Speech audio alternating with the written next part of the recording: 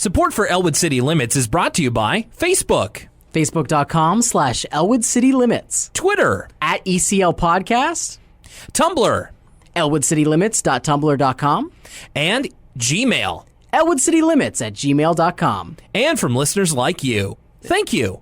And my free time. Got to get that in there.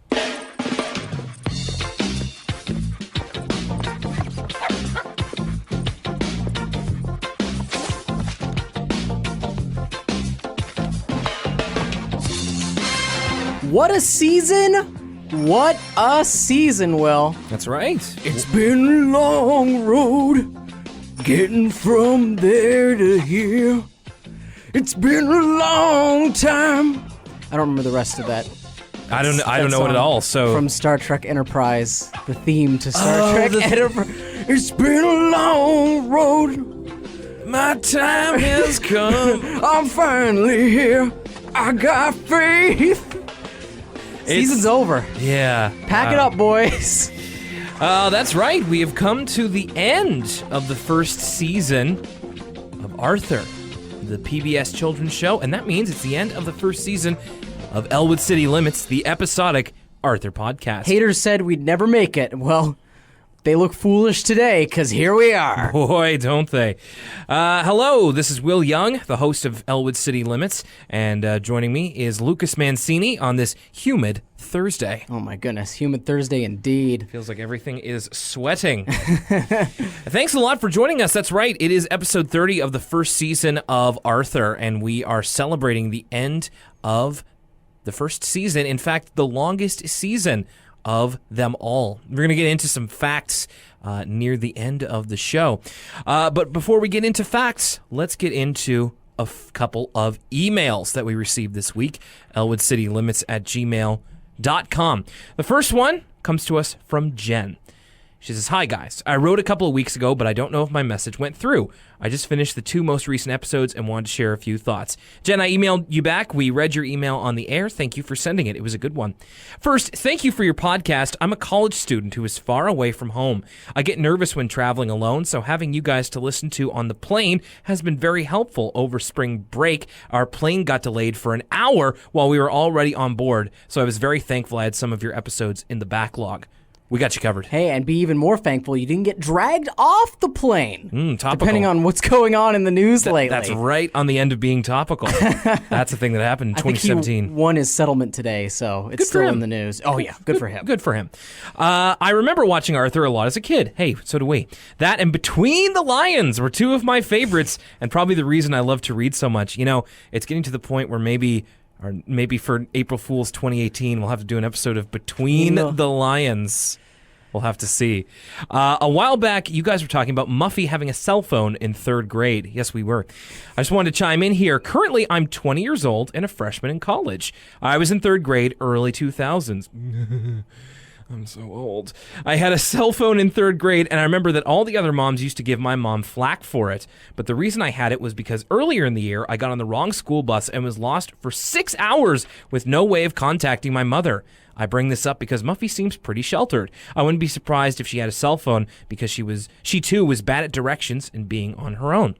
Okay, so possible. Two things, though. Yep. That was the early 2000s. Muffy had a cell phone in the 90s. Paul E. Dangerously style. This is before, like, flip phones were in. This is when cell phones, you'd have to take out a loan to be able to purchase one of those big old cell phones. Also, speaking of being lost on a bus for 6 hours, I think there's an Arthur episode that tackles that subject matter later on. You don't? Oh, yeah. So there is.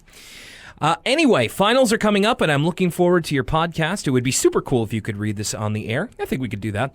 Can't wait for more. My friends and I have been very excited about starting up an Arthur drinking game as we watch the episodes each week with your podcast. Have a great day, Jen. Jen, when you guys figure that out, email it, because I'm all about drinking games. I'd love to hear those rules. I like drinking a lot.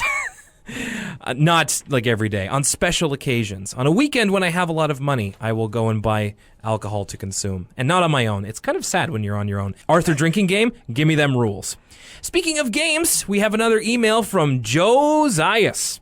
What's up, Will and Lucas? Josiah's here again. I wanted to ask if you guys have played any of the Arthur video games that have come out over the years. I personally remember coming over to a friend's house to play Arthur's Thinking Games. Oh, going from drinking games to thinking games. There you go. Which was a collection of mini games, but the only parts I can actually remember playing are the quiz show with Mr. Ratburn and something where you could make Arthur dance. I never owned my own Arthur game, but I did have a lot of edutainment PC games, mostly because my mom would find them at thrift stores for $1. Math Blaster, holler at me. For this reason, I ended up playing a lot of Putt Putt and Freddy Fish. Have you guys played any of the Arthur games? If not, do you have any fond memories of edutainment games in general? Thanks for the great show. Josiah's from New Jersey. Please go on. Full stop. Freddy Fish ain't edutainment. That's a real adventure game. There's nothing like, that's entertainment, let me tell you. Freddy Fish 3 and its close cousin, the illustrious Pajama Sam series. Oh, Pajama Sam. The greatest games of all time. So when Chapters, which is, what would be the American equivalent? What would be the American equivalent? Barnes & Noble. Okay, so when the Canadian equivalent of Barnes & Noble opened in the later 90s, my mother and I used to go there every now and again, and I was like, 7 or 8 years old, and I would love playing the computer games that they had there. One of them was Pajama Sam, No Need to Hide When It's Dark Outside. That's the first one, I think, yeah. I wanted to play it so bad, but I never got the chance, and I remember, I think we bought it and then couldn't install it for some reason, and I cried. Ooh, savage. Yeah, I cried. All those games are on Steam now, so if you ever wanted to catch up, you could play all 3. And the Wii. What?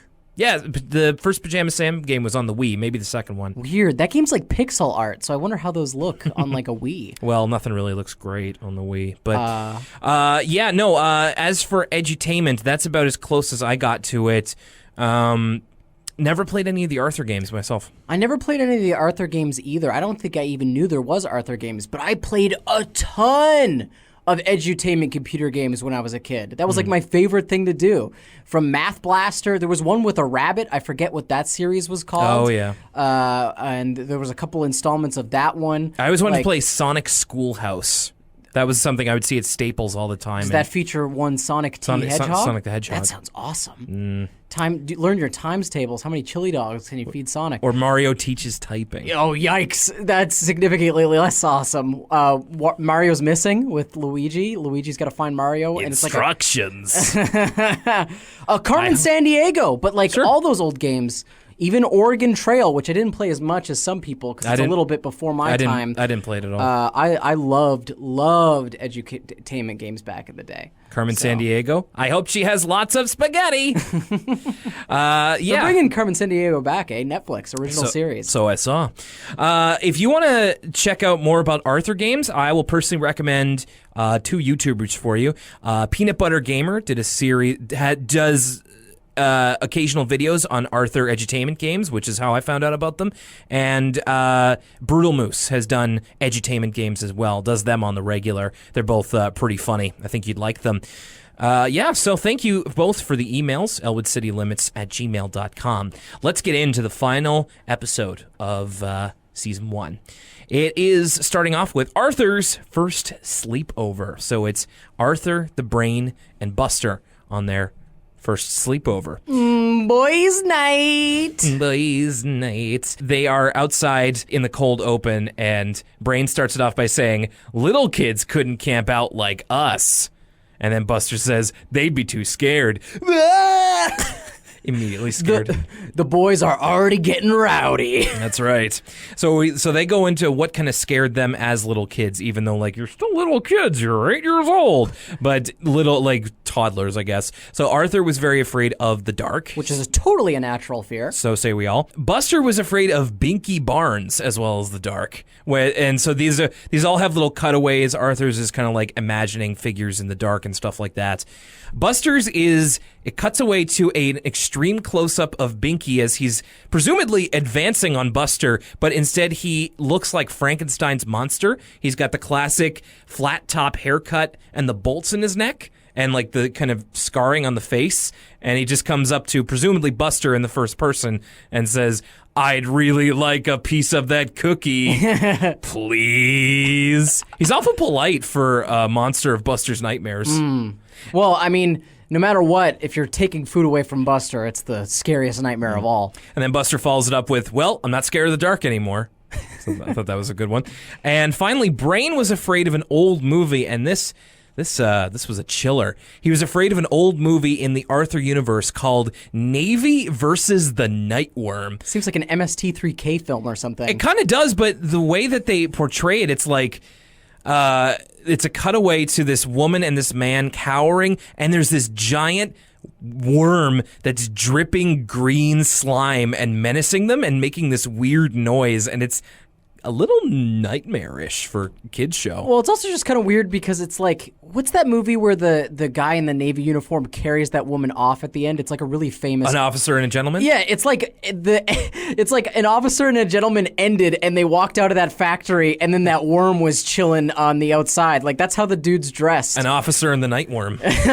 I'd watch that. That's sure. And then Arthur and Buster kind of laugh at Brain like, you were scared of that? And then they get scared of a worm on the lantern. And then that leads us into the episode proper, which is Arthur getting ready for his first sleepover. So he's putting up the tent, as we find out, days before he really needs to, because he is pumped up about it. So Pal, Arthur's kind of going inside the tent while it's down to kind of put it up, and Pal gets under there, and then he kind of starts wrestling with Pal to try and get him out of there. Mom comes outside, and all she sees is this humanoid figure under the tent doing something.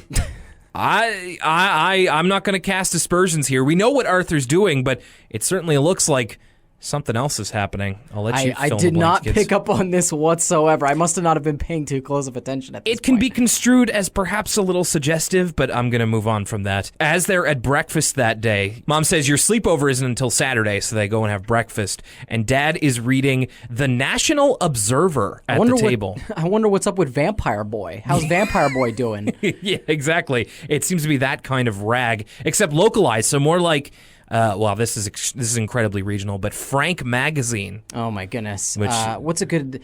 It's A localized tabloid. Yeah. Because there's specifically a headline about Elwood City. He says a farmer claims he saw a spaceship over Elwood City. So something weird's been happening. The more we do this show, the more real life starts to mirror things we talk about on episodes of Arthur. Mm-hmm. And today it was sort of that coming to a head because I saw a headline in our local newspaper Yes. about people in our area spotting a UFO. Mm-hmm. And I said, oh my goodness, Arthur is bleeding out into my reality, and there's nothing I could do to stop it. This immediately captures the imagination of DW in a way that she is a little bit horrified, but a little bit interested. And that'll be a kind of through line throughout the episode. Cut over to Arthur and his friends with the addition of Francine and Muffy. They're all kind of talking about the spaceship and playing Frisbee and all that sort of thing. Buster seems a little bit perturbed, a little bit disturbed, and you're thinking that maybe he's going to, say something about the aliens, but no, actually, he's sad because his mother said he can't come to the sleepover. It's been a while since we've had, like, real good bitsy meddling. Buster's mom just working her way back into the story here, and Arthur is incensed. Like, he's just, like, it's his first sleepover. It's as high as his register goes. There's a lot riding on this. Just like, what? I did notice that. That's a great take. Yeah. I'll also say here, sorry, I missed a little interlude where, Arthur and DW talking about the alien. Arthur says, I don't believe in UFOs. DW's got this like child's Polaroid camera that it looks like a Polaroid camera, but the top of it has like bunny ears and bunny eyes. So it's like made for kids, but it works basically the same. Yeah. DW accidentally like takes a picture of herself. It makes a cute little beeping noise whenever it takes a picture. It's really satisfying. I could see it being sold at like an Urban Outfitters or something. Or in the Sears Wish Book. Oh my goodness. Arthur says that he doesn't believe in UFOs, like you said, even though that alien life is extremely mathematically likely. I don't know if that math checks out, Arthur. I think he just doesn't believe that aliens have visited Earth yet. Yeah, I mean, there's a lot of ways that you can take that. Perhaps it just means that he doesn't believe in all this talk about UFO sightings. Maybe that's what he means. So Arthur, in true 8-year-old fashion, gets his mom to call Buster's mom to sort this out, because it would be incredibly odd for him to call Buster's mom and have a real talk with her. He's trying to give her tips on what to say, like Cyrano style, like whispering in her ear. And a choice quote is he goes, "And tell her he's not a baby." Yes, he's not. And this is kind of this is an example of Bitsy kind of babying Buster, because she thinks he'll be scared. So all we get is Mom's side of the conversation with Bitsy. Which I think is a genius choice by the writers. I think this is actually a really effective way of showing, like, because Bitsy could be really annoying. This is a way of showing Bitsy's meddling without annoying the audience too much. Like, our imagination fills in the blanks of what Bitsy could be possibly saying to Buster's mom in this moment. Especially so quickly. She seems to be talking a mile a minute. Yeah, so I thought it was better to not tell in this instance. And weirdly enough, they have Bitsy at the end of the conversation, like Mom doesn't get a word in at all, and then at the end, Bitsy just apparently agrees to let Buster go. So I have no idea what she could have said there, and it really kind of makes me wonder, like, okay, so why did we do that then? That didn't really come to very much. DW coming back into a role that she took in most prominently in my mind in Arthur's Pet Business, just kind of stating her intentions here. If I spent all night in a tent, I definitely see a spaceship. I'm like, oh, you're going to be the foil of this episode. No, I don't think. Say. I don't think that's going to come back. I don't think that's going to be important. Buster assures his mother that he won't be scared. He uses the phrase absentively, posolutely.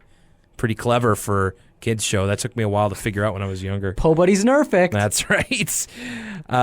Some people, it drives me crazy because Po Buddy's Nerfic makes sense because you're reversing letters. Other people are like Mo Buddy's Nerfic. And I'm like, where's the M come from? You're just pulling that out of nowhere. It's even more imperfect, Will. Po Buddy's Nerfic indeed. Then we get a series of dreams here where we get to take a peek into everybody's kind of anxieties at the moment. God, this there's so many levels to why this works. Like, this is, I'll get into it, start running them down, but I just want to say I loved this part so much. So the first, I liked parts of this. Buster's dream is, he falls asleep and he dreams that he goes to Arthur's for the sleepover, and for some reason, Arthur and the Brain are dressed as, like they have astronaut bodies. They're wearing astronaut suits, but not the helmets. And their eyes are like swirling green. And, he says hi, and then they kind of turn to him, and I wrote down what they said. Arthur, and it's in this weird kind of, like, warbly, like, voice, modulator voice. And it's very high concept. Yeah, just like, Arthur says, recto, and Brain says, unguardable, flanguardable.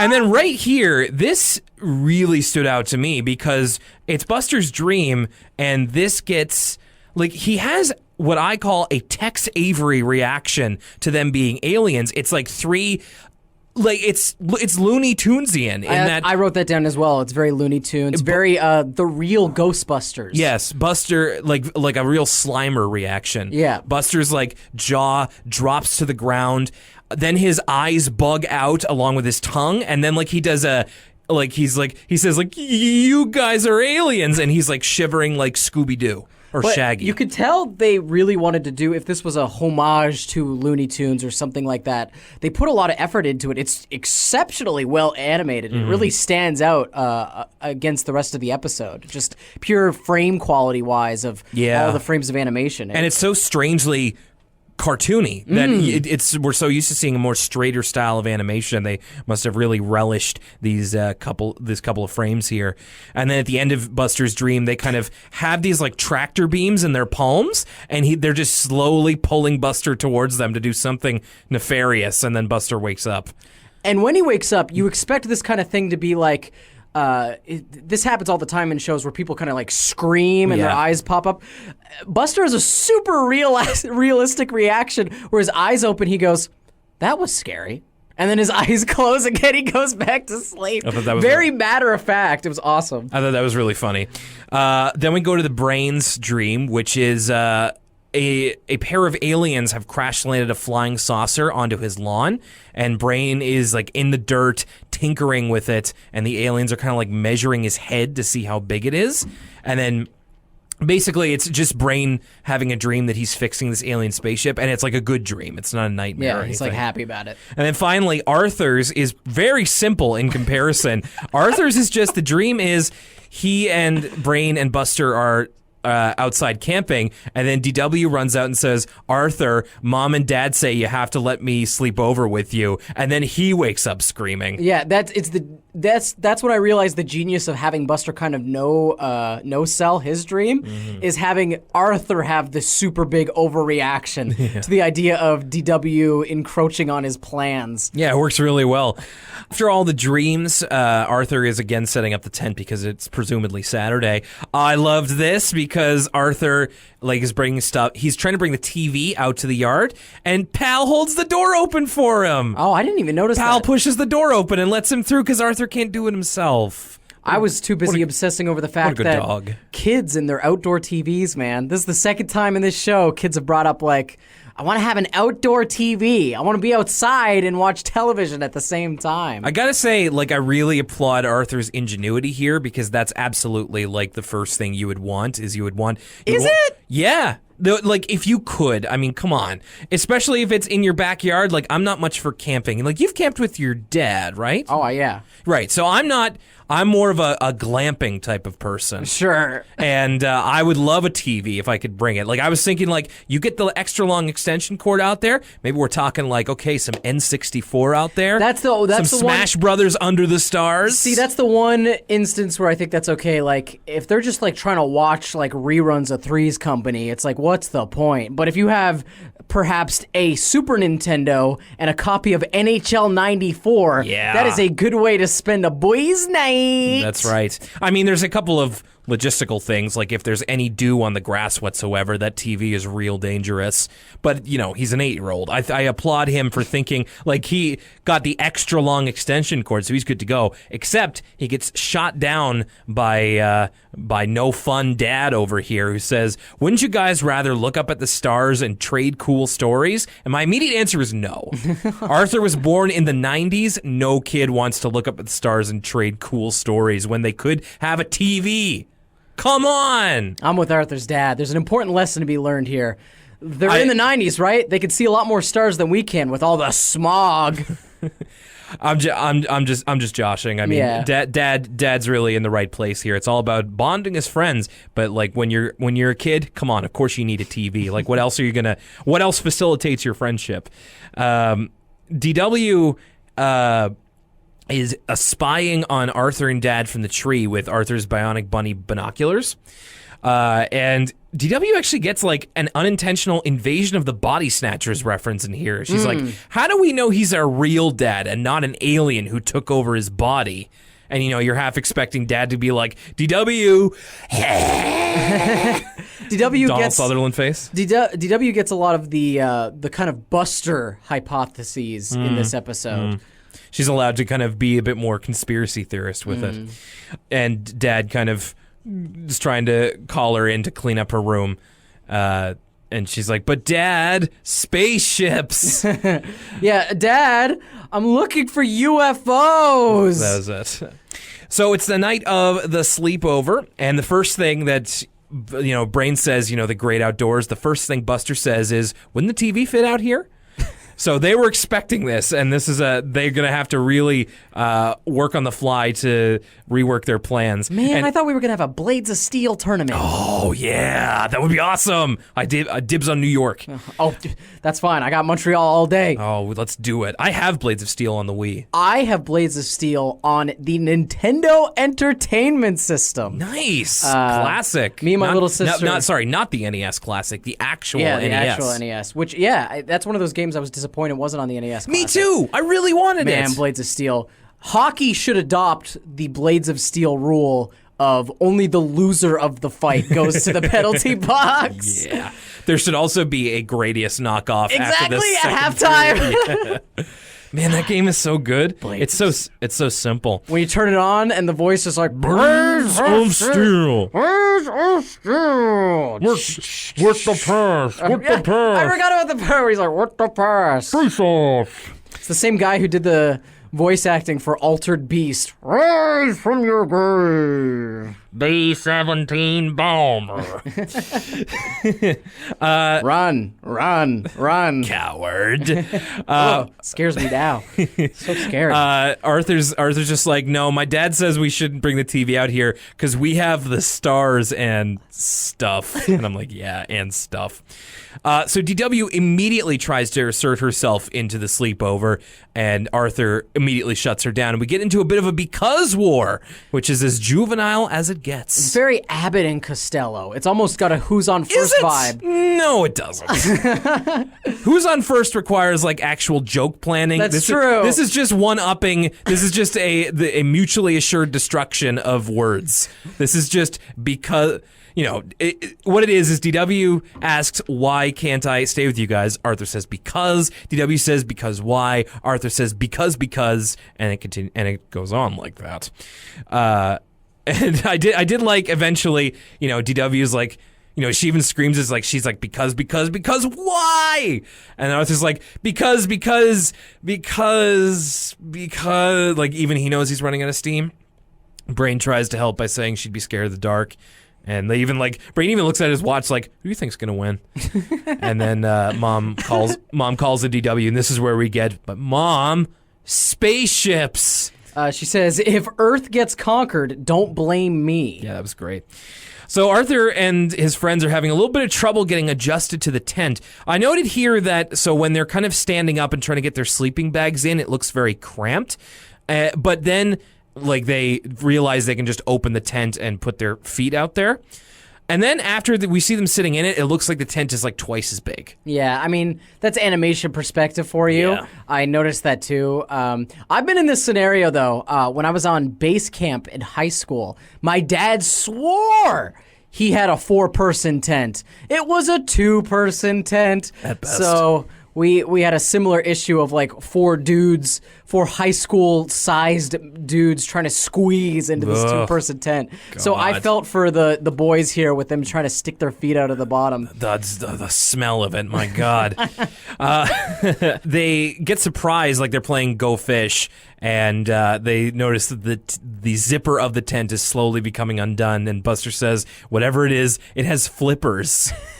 And then it's Dad saying that it's time for bed. They get into a bit of a kerfuffle as they try and sit down in their sleeping bags again. I noted here, you can hear them kind of say your foot's in my eye, watch my elbow. And I heard Brain saying, you're standing on my neck. La la la la la. Are you too young for Daria? Do you know what that is? I know of Daria. I don't know the reference of what you're making. I hear people love Daria. She's very much a millennial icon. Daria's fun, and it was a source of it's one of those cartoons that was introduced kids to a lot of different music. Oh, okay. It had a lot of licensed music, which is why it couldn't get on DVD for a long time, was that there was so much licensed music in all the episodes. The Freaks and Geeks effect. Mm-hmm. So Brain suggests it's time to tell ghost stories, and Buster suggests they play a game called Sloppy Sixes. I wrote this down as well. What is Sloppy Sixes? So I looked it up. Now, the only thing that Google came back with for Sloppy Sixes was people on various forums asking, what's in the episode Arthur's Sleepover, what is Sloppy Sixes? But I will say, I ran into this question on the Muppet Forum. Okay. And I also ran into this question on the Elwood City Central Forum. Oh. So I checked it out, Elwood City Central Forum. It looks like we're a couple of years too late, though. There were maybe a handful of posts from 2017, but not exactly very active. Eventually, you got to the Bodybuilders Forum, and they were like, what is Sloppy Sixes? Guessing right now, I would assume it's Crazy Eights, but instead of 8 being the crazy one, 6 is the sloppy one. It's gotta be. Buster kind of hypes it up as this super cool game. It's just like, you have expected it to be like, or we could play Magic the Gathering. Yeah, that's a super cool game. Yeah, quote unquote, super cool. I will note one of the users on Elwood City Central Forum had the screen name Will the Arthur and Buster fan. And I had to make sure that it wasn't me. At this point, Arthur notices a light that's kind of going back and forth on their tent door. And Brain says, I don't hear any footsteps. And then Buster immediately crumbles. He just goes, because it's not of this world. It's from another planet. Aliens! Like, he just, like, He freaks. Yeah. Like, he gets all claustrophobic, and then, like, the tent basically collapses. And then, of course, it was DW shining a flashlight from her room. But then they hatch a scheme. They decide to hatch a scheme to get back at DW. Arthur brings her camera back into her room. And I like this here where, you know, Arthur says, I was just bringing your camera back to you. And then from off screen, you can just hear Dad go, DW, Arthur, go to bed. Yeah, he sounds really like not impressed with this whole situation. So we get a little montage of the guys making something, including the sneaking music, where they're kind of going from the garage to the other part of the house. They're fixing to get DW's goat, which they definitely do. They take a sleeping bag and they draw a picture of this green alien monster and put it up to DW's window and make a bunch of noises. And it's a really, really well done alien drawing for the three of them. It looks pretty good. And of course, it gets DW like crazy. She tries to take a picture of it and like screams like, "Mom, Dad, aliens!" And then, but in taking the picture with her bunny camera, she notices that, like, the sleeping bag and, like, the pole that's holding it up to the window. Then she comes outside to confront them about it, and then all of a sudden they hear a strange noise, a noise that sounds quite like a UFO. And at first, nobody seems in on it. In this one, it really gets DW. She's like, could it be? It's also accompanied by this like knockoff Close Encounters music. Yeah, like ooh, like a little theremin in there. Yeah. And then she sees what looks to be a UFO in the sky, and she starts taking pictures of it frantically, just like, I'm rich, I'm a wealthy child. What a good line. And then the UFO descends. And it turns out this is a 2-stage con. They might as well have incepted into DW's dreams, because Arthur Buster and the Brain made this amazingly functional UFO out of what looks to be a pie tin and like a toy trumpet. Well, it looks really good. We've talked about Arthur predicting the future before. This is another case where I wrote down, did Arthur invent drone technology? Well, it is the Brain, so he's been known to make miracles out of, you know. Did Barack Obama call up the Brain and he was like, Brain? I'm not going to even attempt to further do another Barack Obama impression. Is this the Brain? Brain, I was wondering if you could do me a favor. We're looking to get some drone technology, like you had in Arthur's Sleepover. Heard you made a homemade drone out of pie tin. Joe Biden's like trumpet. Joe Biden's like, Brain, buddy, I need you to do us a favor. It's me, Joe Biden. It's me, smoking Joe Biden. Diamond Joe Biden. Malarkey. That's a good Obama. I think your Obama's pretty good. I haven't heard Joe Biden speak enough to know if that's any good or if that's just you yelling. I think that's what I don't know what the last time I heard Joe Biden speak was, but I see pictures of Joe Biden with those sunglasses on, and I picture him being like, I'm Joe Biden. He is a cool guy and doesn't afraid of anything. Certified cool dude, Joe Biden. So DW's a little hurt by this. Like, she actively admits like they got her and they're celebrating, and then she like walks back to the house defeated, and then Arthur just kindly offers to let her stay with them. But then eventually she gets bored because they're just playing Go Fish, and and like in a real little kid way of just like, this is boring, I'm going to bed. Like, just throws the cards down, just like, I'm out of here. And then finally, for the end of the episode, they stretch out once again in the tent, and they continue to play Go Fish. So Arthur's First Sleepover seems to be a success. And now a word from us kids.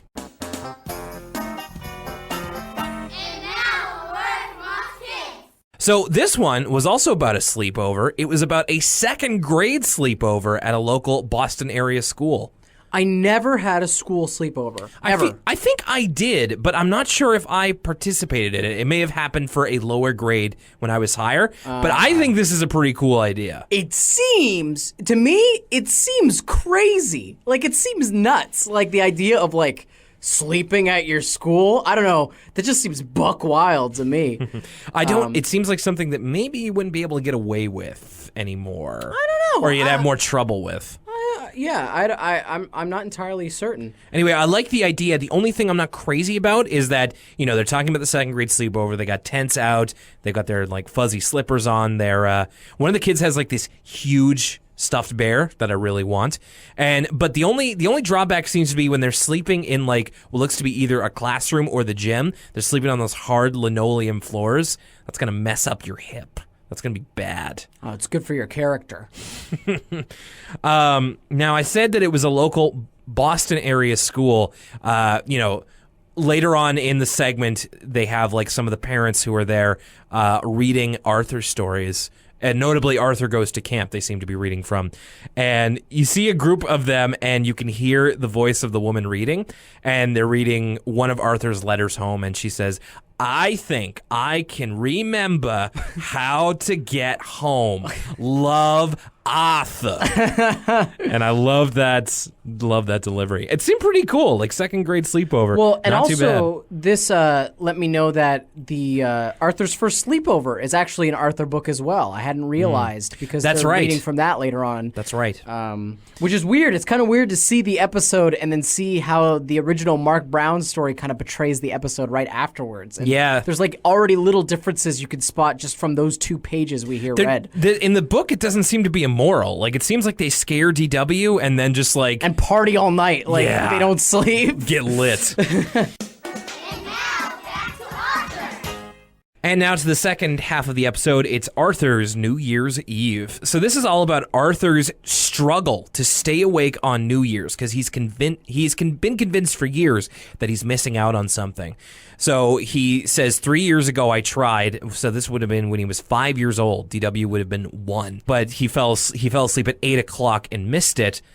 Then when he was 6, he tried to stay awake longer and got until 10:17. He's also wearing some kind of strange, like, I'm struggling to figure out how to, like, if he was working in the rice fields a little bit, like one of those hats, like pointed. Oh, I forget what those, like Raiden from Mortal Kombat. Yes, very much. Yeah, he does. He looks like he's wearing his Raiden hat, sure. Or those guys from Big Trouble in Little China. Yeah, sure. And I like this here. Like Arthur kind of keels over, and DW like gives him a proper burial with her blankie over him, just like presumably to keep him warm, but it goes over his head too, so it looks like, press F to pay respects to Arthur. Oh my goodness. And then last year when he was 7, he found a way that he was convinced would keep him awake, which was to open up loud noisemakers that you have to pull like Christmas crackers almost.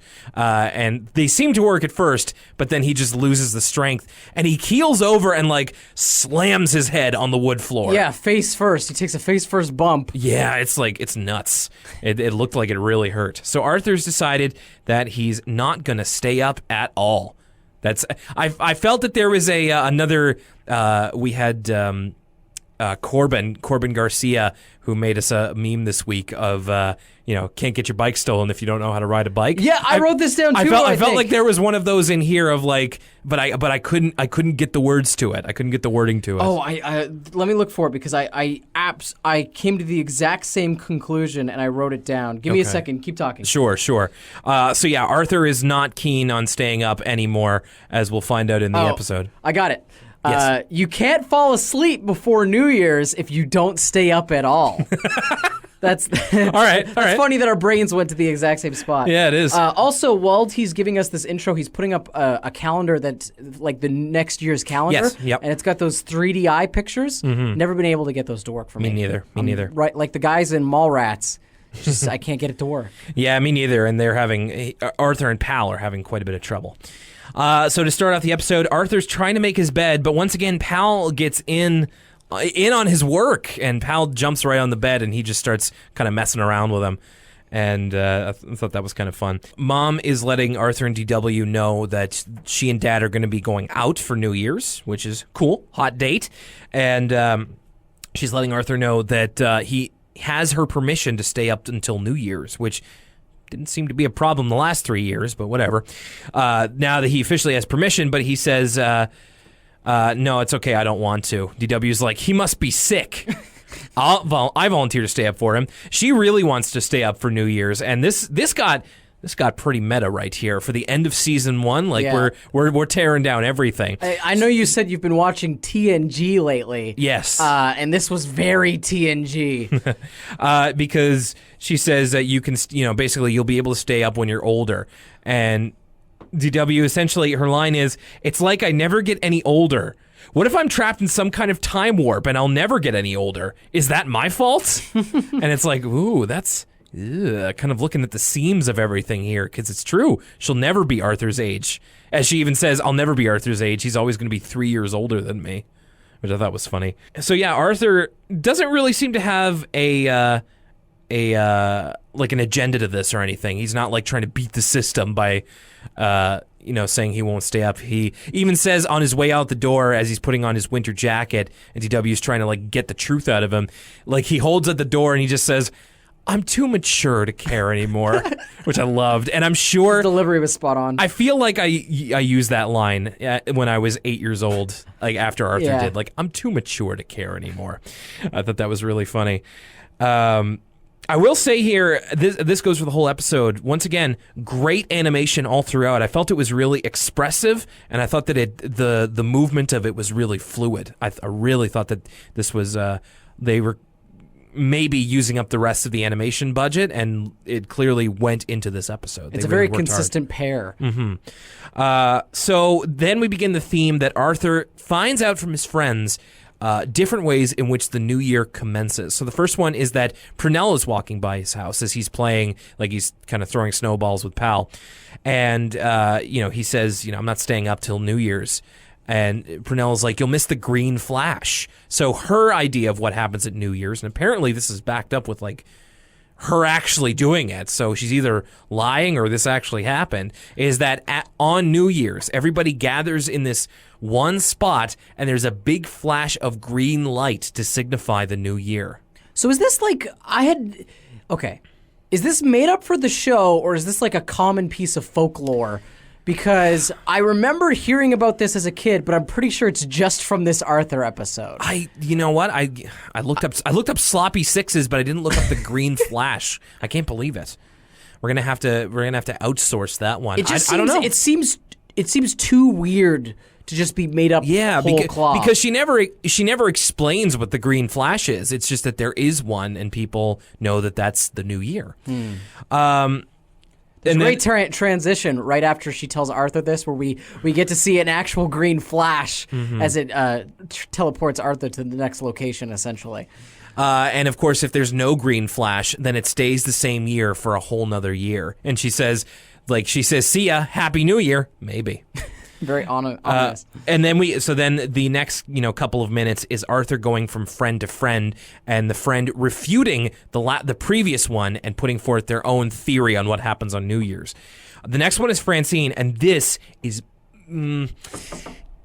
okay. So I'm particularly fond of Francine. I don't know if this is my favorite, but this is I laughed out loud at this and had to pause the episode. This was hilarious. It's not just the concept too; it's the way it's edited, and like there's a frenetic pace to this that makes it really hit home. So what it is that Francine is saying that the idea is when it turns midnight on New Year's Eve and it becomes New Year's Day of the new year, you have to throw out your calendar immediately, or because it's illegal to own a calendar from the previous year.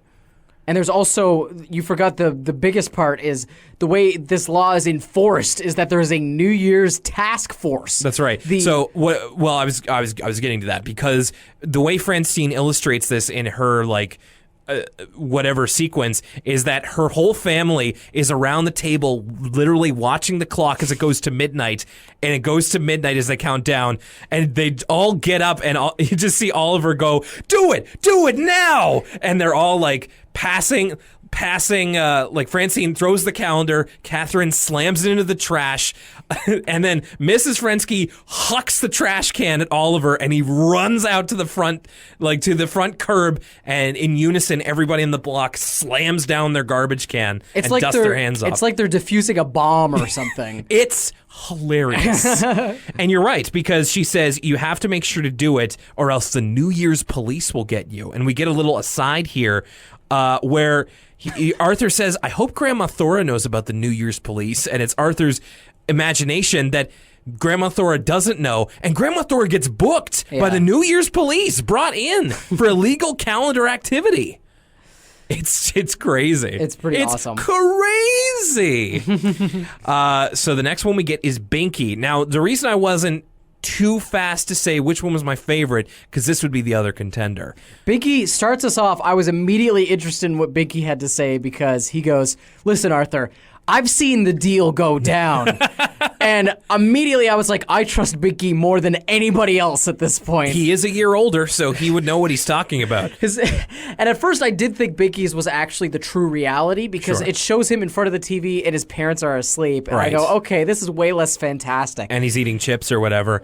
And so Binky's is that on New Year's Eve, there is a wrestling match between an old man with a giant beard who is like Father Time or something, and he fights and he has a cane. Well, it's a play on the New Year's baby and the old baby, whereas like the first baby born in the new year is the New Year's baby, and the last baby before the New Year is usually represented in art and stuff as like an old man. Oh, is that what that is? Yeah, that's what that is. And fighting the New Year's baby. So, but it's in a squared circle. That's right. It's a wrestling match. It's wrestling. So of course I love it. Let's go spot for spot. New Year's baby botches a gorilla press slam.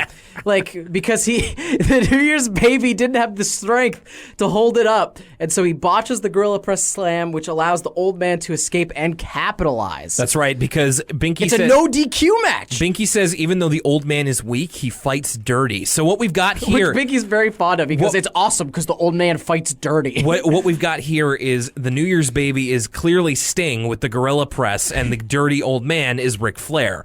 And he produces a giant baby bottle from behind this, like I don't know how he distracted the ref, but obviously got this giant bottle and squirts the baby in the face with it, and like Kurt Angle style. Yeah, really, it's Milkomania is running wild, and that apparently means that he won. We never see the pinfall. It's a classic Dusty finish. Yeah, that's right. They're gonna work the territory and bring this back around for pay-per-view next month. Next year, yeah. Binky says if the baby wins, the new year begins, but if the old guy wins, the baby has to go live with a groundhog, and there's 6 more weeks of winter. I love that extra bit. Like, this could have just been a joke about Binky interpreting New Year's as a wrestling match, but they had to add that extra bit of lore at the end where you got to live with the Groundhog Day groundhog. It's kind of a tip-off that maybe Binky's just kind of making this up because he just mixes it up with Groundhog Day. But hey, I love it when we get wrestling in Arthur, so that was great. Then after that, Buster has a much different idea. Which at this point I wrote down, how is Arthur able to hang out with so many people in a 24-hour period? I feel like I'm lucky to hang out with 2 people in a day max. Being able to hang out with every single one of your friends individually. That's the joy of being on winter break, bro, when you're a kid. I can't even do that in my Persona game. The cat tells me to go to bed first. When you're a kid, what else do you have to do during your winter break but go see all of your friends and get their opinions on New Year's? So Buster, his idea is that it's more based around where the grown-ups go, and they go to a secret meeting, which essentially ends up being a roast of their kids when they're not there. And it's like a Friars Club meeting where they're all dressed up, and there's like a stand-up comedian dad who's just like, I told my kids that eating spinach was good for them, but just because I love to see the look on their faces when they try to eat it. Because Buster's idea is, again, classic conspiracy here. That's right. Some sort of adult Illuminati. That's right. And they are keeping things from kids, like the fact that spinach isn't good for you. It just tastes bad, and they like to see you suffer. And the other one is that an older woman says, okay, everyone, do we agree that there will be no allowance increases this year? That's right. They all decide on their pointless rules to torture the children for the coming year. Also worth noting that in this scene, Buster is shown dipping a chicken drumstick into ice cream. I did not notice that. Into vanilla ice cream. So Buster's weird taste, his Epicurean tastes continue. We also get a cool transition here. You noted about the green flash earlier. This one is where Buster puts something in the toaster, and then it springs up, and it becomes a UFO wipe to the next scene. That's right. Arthur, I think before we go to the next scene, Arthur's like, I thought you were going to say something about aliens, and then Buster goes, who do you think organizes the meetings? Right. Goblin vomit. He had to apologize today. Apparently he's a character. Anyway, keeping Elwood City Limits topical. Alex Jones is as much a character as Buster Baxter, and vice versa. We go back to the Reed household. DW's practicing ways to stay awake. First by pinching herself and loudly saying, ow.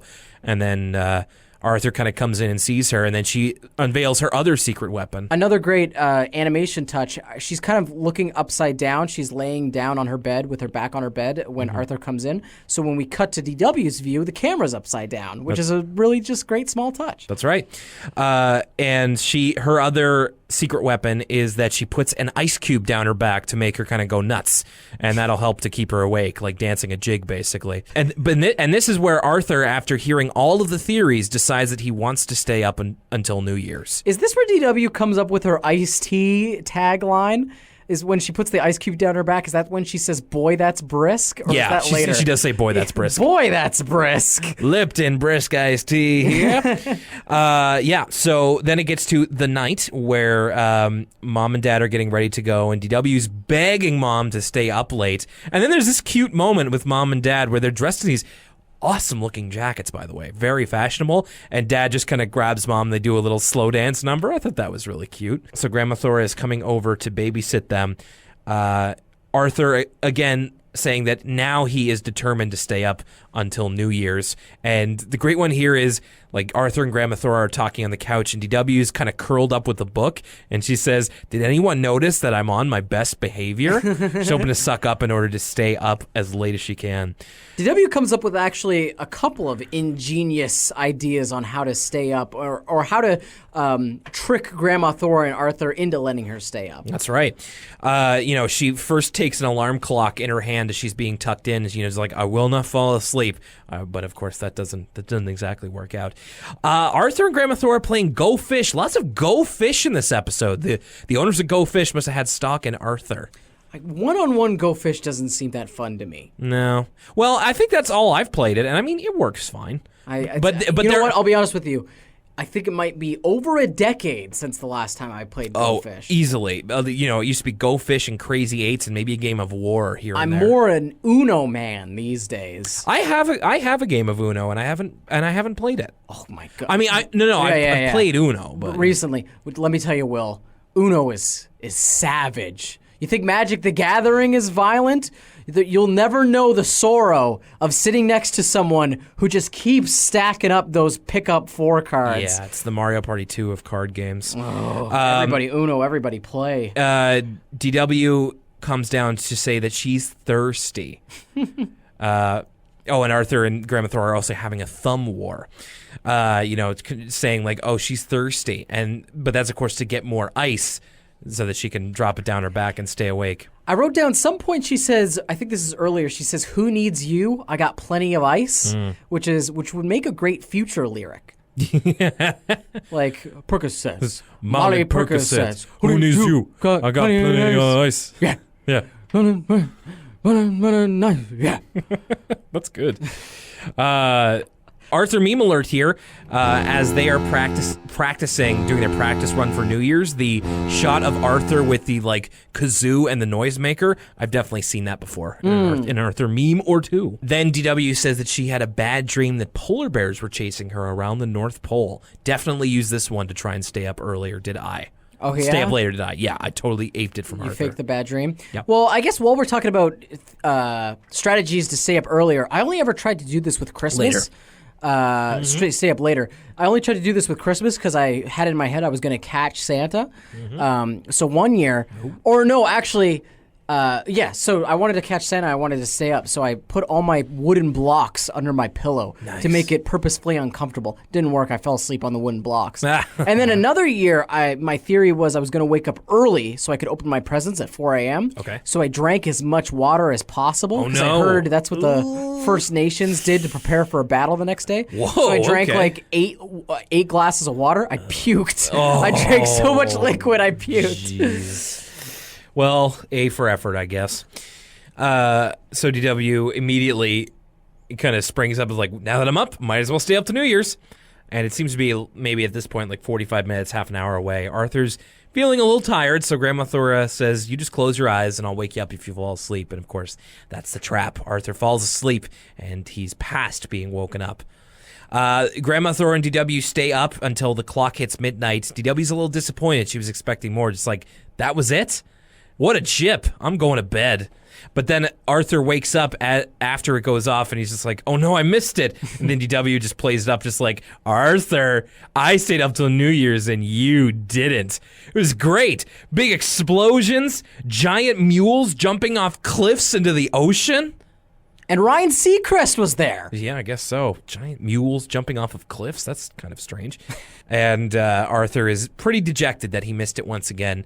And we get a very nice ending line here because this is the end of the episode. Arthur says, it's all over, as he's kind of looking out at the snow coming down for the new year. And Grandma Thor says, it's not over. It's just beginning.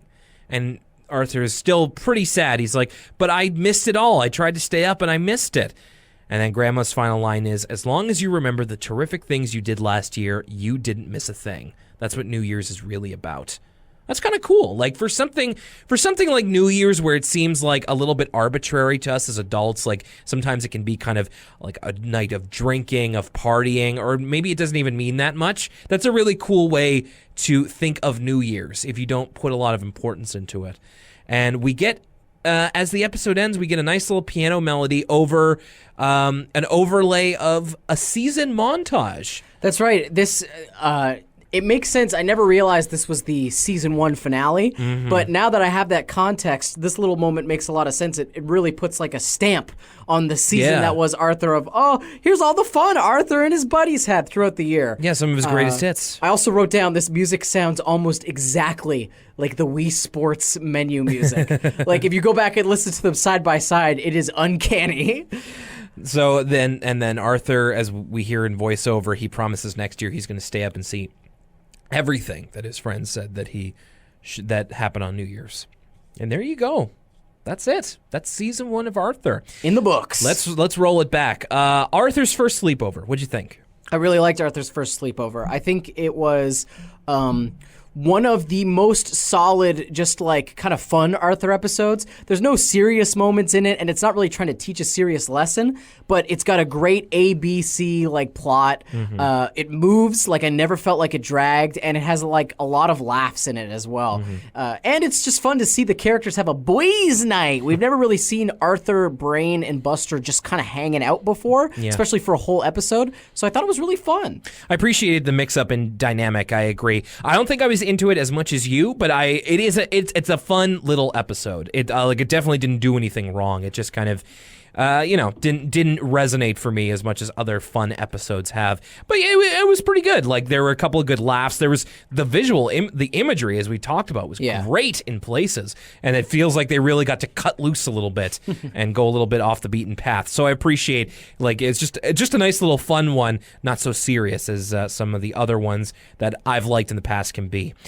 Arthur's New Year, I really liked it. Like it's I guess feeling like, we're done with the first season now, and you're right in saying, like, when it was aired for us, it was always kind of not in sequence, or at least as I understand it. And so sometimes you would get this and be like, that's a weird place to kind of put an ending montage. But at the end of the first season, it's really nice to see this wrap up. And it kind of starts out as more of a funny episode, and there are genuinely very, very funny moments in here, which I really liked. The animation as well, I really appreciated. And by the end of it, it kind of pulls this in the last minute, so it's not a totally heartfelt episode or something, but the way it ends is really nice. You can't help but feel a little bit sentimental. Yeah. Especially I think it's one of the episodes that actually really benefits from watching them all in order. And I think this might be one of the first times I've said that. Like, I haven't seen a lot of benefits of watching them in order thus far. You basically get the same thing as watching them out of order, except for this one episode. I think really, really that helps. Yeah. And I really liked it. I liked it as well. Cool.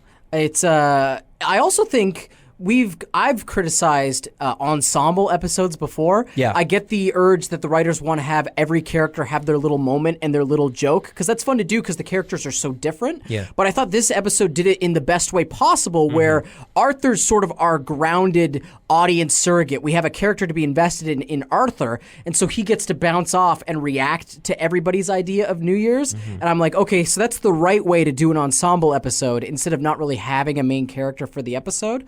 But it's also not just like, oh, let's hear all these crazy New Year's idea. It has that A plot where it's like, okay, Arthur's gonna. He's too mature for New Year's, and actually this time he's going to stay up. And then, staying up for New Year's isn't what's important. It's the memories we shared together.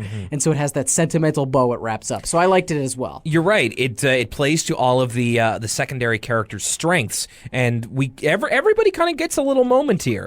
And the kind of the most important characters that you remember from the first season: Francine, Buster, Binky, even Arthur's parents, Grandma Thora, DW, and Arthur himself. So I think you're right. That is probably the best way that we've seen an ensemble-type episode done. That's a very good point. I wanted to make a couple of notes here about Season 1, now that we have ended it. I feel like I should have mentioned this near the beginning of the podcast, but that was like nine months ago or some such. No, like maybe more like 8. I don't remember. Back in August 2016. I kind of didn't know where we would be going with this. So I'll make the note here now that Season 1 started production in 1994, and it aired in late 1996. So from October to December 1996. And it is the longest season to date of 30 episodes. After this, there are no 30-episode seasons. What is the general, is it like 24, 22? No, 10. 10? Yeah. Wow, okay. Huh. Interesting. I guess they probably wanted to have a bunch in the can before they released it. It pares it down. So I'll say this now: like Season 2 has 20 episodes, and then in Season 3 and beyond, the average is usually 10. That's interesting. It usually caps at 10. And the animation and voice acting were done in Montreal, Toronto, South Korea, and Hong Kong. So there you go. So I didn't know it was mainly a Canadian production, huh? Yeah, a lot of talent. Like I think Cinar was a big part of like the production of it, and yeah, a lot of Canadian voice talent. Like as we mentioned before, Arthur's voice actor was on another Canadian sitcom, and yeah, absolutely. I don't, not like the Ocean Group or anything, but Toronto and Montreal-based voice actors. So the end of Season 1. Where do we go from here? Well, first of all, I wanted to say thank you for joining us here for the first season. We're going to be wrapping up the show in a little bit. Let me just get these quick plugs out of the way before we move on. We would love for you to continue to interact with us on Facebook, facebook.com/Elwood City Limits, on Twitter @ECL Podcast, on Tumblr, elwoodcitylimits.tumblr.com. If you'd like to send us an email, whether it be read on the air or whether it be for our eyes only, elwoodcitylimits@gmail.com. And if you would like to listen, of course, as you're doing now, soundcloud.com/Elwood City Limits, or subscribe to us on iTunes, where you can leave a rating and review. By the way, before I forget, there's a couple people that need a shout out. We got a new review on the Canadian iTunes store from Big Kroga Doga. Oh my goodness. Thank you very much for the positive review. I'm just thankful we got to read your name out loud. Big Kroga Doga. And I want to thank, we got a new 5-star review on our Facebook, and please beg pardon if I pronounce this incorrectly. Mayapan. Thank you very much for your 5-star review. Very, very grateful are we. Okay, so those are all our plugs out of the way. I wanted to take this time really quickly to talk to you, Lucas, and to talk to our listeners about what I'd like to do for Season 2. There are a couple things that I would like for you and I to do, and I would encourage this from our listeners as well. First off, I think Elwood City Limits needs its own theme song. Ooh. So this is kind of where I want to put the call out to our fans. There's a couple of things that you don't have to do this. Don't feel under any pressure. We love you all, and we appreciate all of the support you've given us. However, if you are musically inclined, I think Elwood City Limits needs its own theme song. If you're into producing music, if you are a musician yourself, if you would like to put something forward for the Elwood City Limits theme song, we would love to. I mean, right now you just want to take that clip of me and Will pretending to be Future and turn that into the theme song, be my guest. We will probably feature that on the show, maybe not as the theme song. But that leads into the other one. I would really like to encourage, over on our social media, we pretty much primarily, if you're not seeing the episode, you're seeing the screen caps that I do, featuring captions from either myself or Lucas and the glorious Arthur memes. However, if you have a screen cap that you'd like to share with us, feel free to do so. And you can add your caption as well. We shared a meme from Corbin Garcia on our social media this week. And if you would like to do that yourself, we would gladly give you credit. If you'd like to share any art that you've made of Arthur or the podcast, probably Arthur. I don't know if people know what we look like, but if you have any audio, like the audio that I put in an episode that you've made yourself that you'd like to share, screen caps, whatever it is, you can send it in to us, Facebook, Twitter, Tumblr, or by email. We would love to share your stuff with the world about what Arthur means to you, and we would love to give you credit for it as well. We don't want to, pass this off as our own. We want to try and create a community here. It's been so great, and I'm sorry that I'm talking so much about this, but it's been so gratifying in this first season of the show that so many people have connected with us, and we want to keep that going. We want to try and deepen this connection. It's not for numbers, it's not for money, it's not for even it's a little bit for attention, I won't lie to you. Much like Arthur, though, it's for viewers like you. It's true. Thank you. And we would really like to get to know you better. So fan submissions, if you would like to give art, audio, screen caps, or even a theme song, we would welcome it at any of the avenues. Coming up next week, it's going to be the start of Season 2. I will say this, we will have our impressions of Season 1 overall coming as a special episode. That's going to be happening near the end of May, so look out for that one. It's going to include our personal top 5 episodes. Top five. Our top 5 Arthur stories. So which ones that we liked the best, and we will individually rank them. So if you want our full overview of Season 1, that is coming. Don't worry. But next week, it's time to get into Season 2 with one of the biggest episodes in perhaps the entire history of Arthur. Next week, Arthur meets Mr. Rogers. Oh! I wish I had an air horn right now. That's Buck Wild. The big dog pit bull is in the building. Drop a bomb on it. Exclusive. That's crazy, Will. I had no idea. It's Arthur meets Mr. Rogers and Draw. So we go from Jack Prelutsky to our second guest of the show, Mr. Rogers. So there it is. Season 1 of Elwood City Limits is in the can, and we want to thank you from the bottom of our hearts for joining us for a full season. And we'll check in again once we're at a full year. What a season it's been. What a season it's been. My name is Will Young. Thanks for joining us for this episode of Elwood City Limits, and thank you all for the support that you've given us. It really keeps us going. Lucas. Boy, that's brisk. Hope you guys have a great week. We will see you next time on Elwood City Limits. Season 2 is coming your way.